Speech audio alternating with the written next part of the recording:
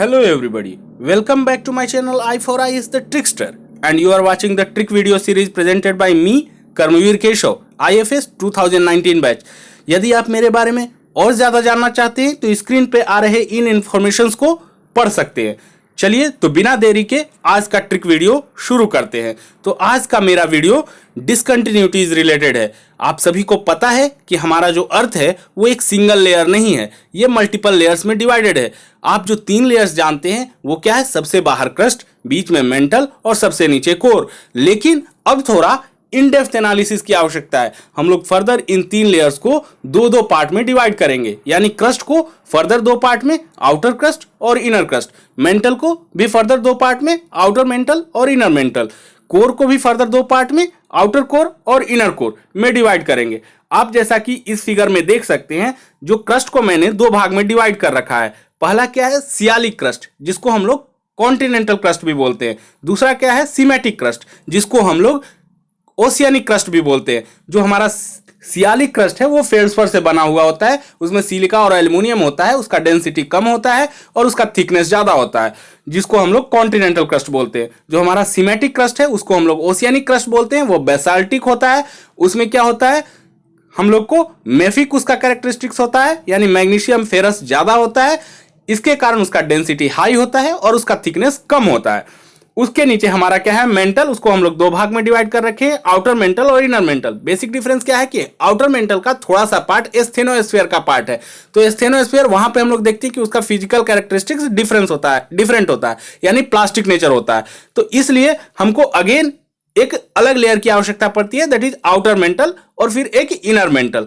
Similarly हम लोग core को देखते हैं, 2 भाग में डिवाइड कर रखा है हमने, आउटर कोर और इनर कोर। हम लोग को पता होगा कि आउटर कोर क्या है, लिक्विड स्टेट में पाया जाता है, जबकि इनर कोर क्या है, सॉलिड स्टेट में पाया जाता है।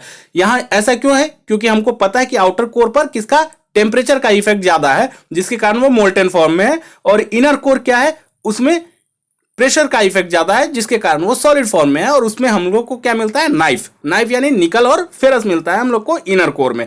तो हम लोग इस तरीके से देख सकते हैं कि सिंपली हम अपने अर्थ को कितने भागों में बांटते हैं, 3 ब्रॉड क्लासिफिकेशन जो हर कोई जानता है। उन तीनों क्लासिफिकेशन को फर्दर हम लोग 2 भाग में बांट देते हैं, outer crust, inner crust, outer mantle, inner mental और आउटर कोर और इनर कोर। तो इस तरीके से हम लोग देखते हैं कि 5 बाउंड्रीज जनरेट होती हैं और इन 5 बाउंड्रीज को हम लोग अलग अलग नेम देते हैं, उन्हीं को हम लोग डिसकंटिन्यूटीज बोलते हैं। डिसकंटिन्यूटी क्यों, क्योंकि यहां पे इनके फिजिकल और केमिकल प्रॉपर्टीज में डिसकंटिन्यूटी आता है। मतलब कि जब हम आउटर क्रस्ट से इनर क्रस्ट की ओर बढ़ते हैं तो हम लोग देखते हैं कि जो फिजिकल प्रॉपर्टीज है आउटर क्रस्ट का, वो इनर क्रस्ट का नहीं है। कैसे, हम लोग देख रहे हैं कि वो क्या है, सियालिक है, वो फेल्डस्पर से बना है, जबकि इनर क्रस्ट क्या हमारा बना हुआ है, वो मेफिक है, वो उसमें मैग्नीशियम और फेरस ज्यादा है। तो फिजिकल प्रॉपर्टी अलग हुआ कि नहीं। उसी तरह हम लोग देखते हैं कि आउटर क्रस्ट का क्या है, डेंसिटी कम है और उसका थिकनेस ज्यादा है। इनर क्रस्ट का क्या है, डेंसिटी ज्यादा है और थिकनेस कम है। उसी तरीके से हम लोग देखते हैं कि आउटर कोर हमारा क्या है, वो हमारा लिक्विड है, जबकि इनर कोर क्या है, सॉलिड है। इस तरीके से हम लोग देखते हैं कि फिजिकल प्रॉपर्टीज और केमिकल प्रॉपर्टीज अलग अलग है। तो इनको हम लोग स्टडी कैसे करते हैं, ये भी एक इंपॉर्टेंट टॉपिक है डिस्कस करने का। तो हम लोग जानते हैं कि अंदर में हम लोग बहुत अधिक तक ड्रिल करके नहीं पहुंच सकते हैं, तो हम लोग इनडायरेक्ट मेथड अपनाते हैं। और वो इनडायरेक्ट मेथड क्या है, सिस्मिसिटी। हम लोग सिस्मिक वेव्स को स्टडी करते हैं और उन सिस्मिक वेव्स के हेल्प से हम लोग देखते हैं कि जब वो किसी बाउंड्री से वो सिस्मिक वेव क्रॉस करता है तो उसका वेलोसिटी बदल जाता है, उसका बिहेवियर चेंज हो जाता है, या ऑल टुगेदर वो गायब ही हो जाता है, जिसको हम लोग शैडो जोन बोलते हैं कि L wave, S waves, P waves का अलग अलग शैडो जोन है। तो इस तरीके से हम लोग उनके बिहेवियर को स्टडी करके हम लोग डिसाइड करते हैं कि कौन सा बाउंड्री और कौन सा डिसकंटिन्यूटी कहां एग्जिस्ट करता है और क्यों एग्जिस्ट करता है।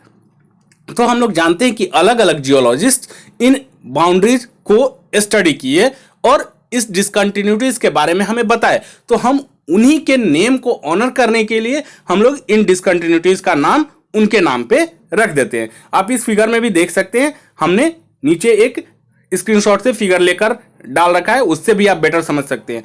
तो आइए डायरेक्टली हम इस ट्रिक को जानते हैं। तो आज का हमारा ट्रिक है कैम्ब्रिज लंदन।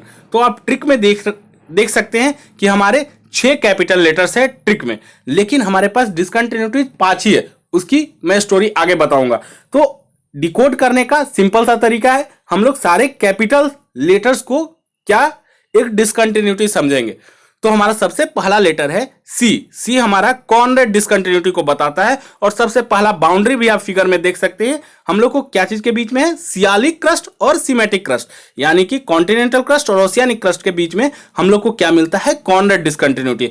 आप लोग देख सकते हैं कि मैंने ब्रैकेट में लिख रखा है सीसी और ओसी। सीसी यानी कि कॉन्टिनेंटल क्रस्ट, ओसी यानी कि ओशियानिक क्रस्ट। तो कॉन्टिनेंटल क्रस्ट और ओशियानिक क्रस्ट के बीच में हम लोग को किस तरीके का डिसकंटिन्यूटी मिलता है, Conrad discontinuity. M for Mohorovicic discontinuity, और मोहराविक डिसकंटिन्यूटी हमको किसके बीच में मिलता है, क्रस्ट और आउटर मेंटल। नेक्स्ट हमारा जो बाउंड्री है आप देख सकते हैं कि सीमा और आउटर मेंटल के बीच में है।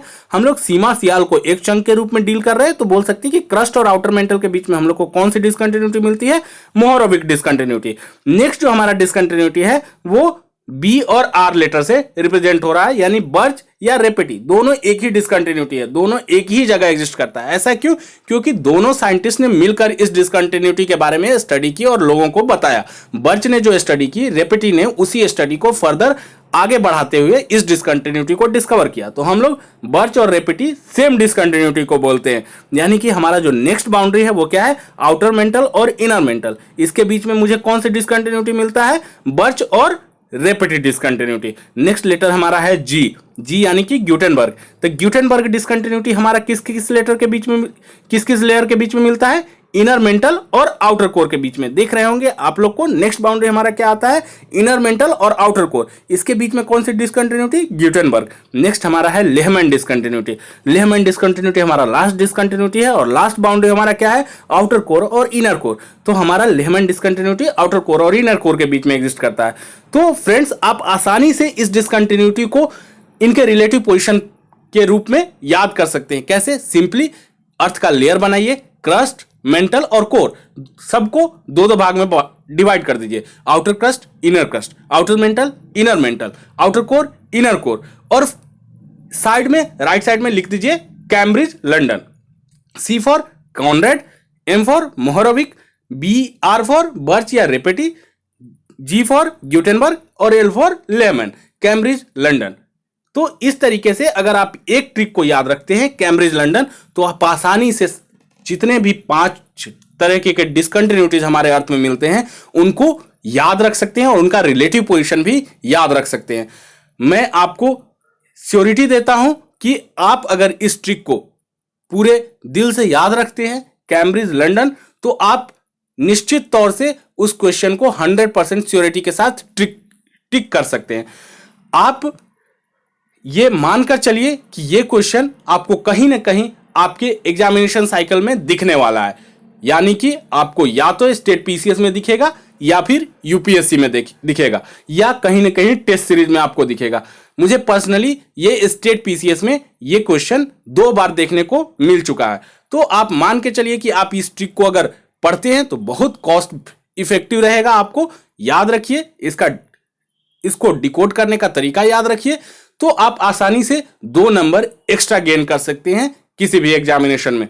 तो होप करते हैं कि आपको ये ट्रिक अच्छा लगा होगा और आप कुछ गेन किए होंगे। तो आप मेरे इस चैनल को i4IAS द ट्रिकस्टर को सब्सक्राइब करिए, इस वीडियो को लाइक करिए और ज्यादा से ज्यादा शेयर करिए, ताकि ज्यादा से ज्यादा आपके दोस्त इस ट्रिक सीरीज को देख सके और एडवांटेज उठा सके। मैं आपको एश्योर करता हूं कि मैं अपने इस चैनल पे 200 से ज्यादा ट्रिक्स को अपलोड करूंगा, जो कि आपको कम से कम 10 मार्क्स आपको बढ़ाने में आपके एग्जामिनेशन में हेल्प करेगा और वही आपके कट ऑफ को आपके कट ऑफ से ऊपर लेकर के जाएगा। तो आप इस चैनल को सब्सक्राइब करिए और मेरे वीडियोस को देखते रहिए। Okay, thanks friends, thank you for watching this video series.